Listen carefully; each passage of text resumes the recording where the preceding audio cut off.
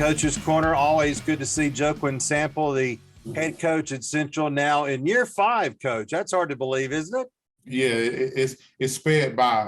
It's been a pleasure to be the head coach of my alma mater. It's really sped by. Saying this is my 5th year, it's kind of shocking, but I'm glad I'm here. This year will be much different than last year. You will be in a new classification, new region. You get out of that monster region you were in last year in Region 2 in AAA and go to Region 2 in AA. You get away from the Peach Counties, the Crisp Counties, and Mary Persons and all those great programs and get with more programs in Macon and a couple in Columbus. What will that mean to your program? We've enjoyed being in that region the last 2 years, as tough as it's been. I think you need those tough games, having to go to Dan Pitts, having to go to Red Devil Hill, having to go down to Crisp County. Hopefully those things, those experiences will help us out as we move to the new region. It's going to be a new challenge.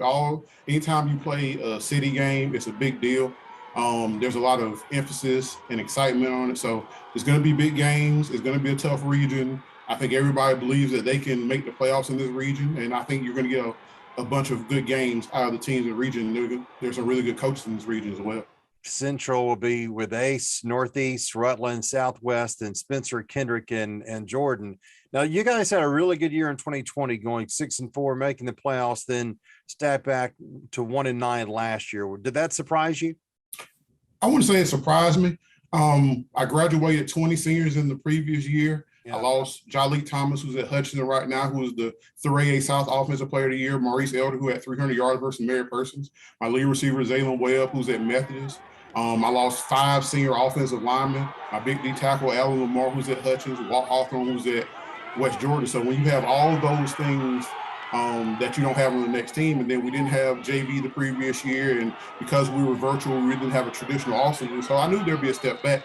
But even with that, I thought there were some games that we left some meat on the bone. I thought some games that we competed in and we could have won. And I think a couple of more bounces go one way or other, it would be a different record. So it's always about those fine margins. I'm trying to always find those fine margins so we can get that extra bounce or the extra edge to win football games.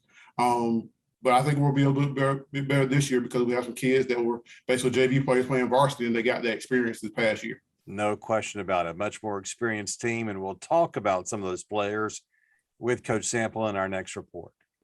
Coach Sample from Central back with us now to talk now about 2022. And Coach, you're going to improve on this 1-9 record from last year. I don't think there's any doubt about it, especially because of your experience. And it sounds like you have some really good talent on your defense, particularly in your secondary and especially at linebacker. Is that right?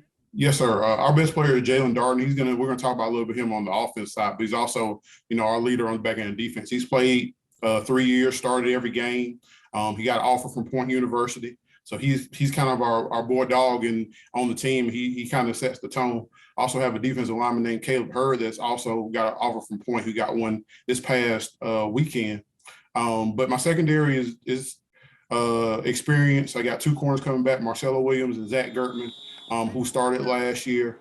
I got a basketball player, Jalen Rufford, that's coming back, long, lean kid that we like out in the edge that can do a whole bunch of things. And then our linebacking core with Jermaine Darden and Torrey Mann and Timothy Hallman. All those guys are veteran and seasoned guys who were in the fire last year.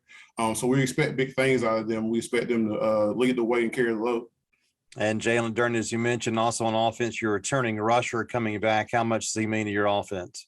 He means a lot. We're going to try to lighten the load a little bit for him. All the linebackers can run the ball, so Jermaine Hill and Torrey Mann will also carry the ball for us. But for us, offensively, it's going to be about finding that trigger man. We got 2 guys in Torrey Flowers, who's a senior, and Keaton Money, who's a junior, who's battling it out.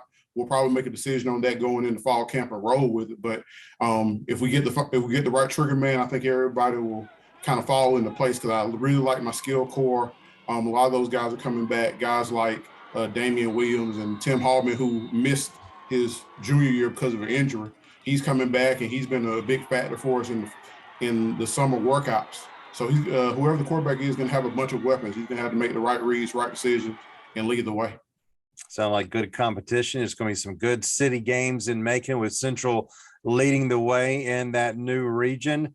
Coach Sample, your first game is going to be on the 19th of August against West Side. Good luck there and good luck all season. We always appreciate it. Thank you. Thank you, Bill. Praise the Lord and go Chargers.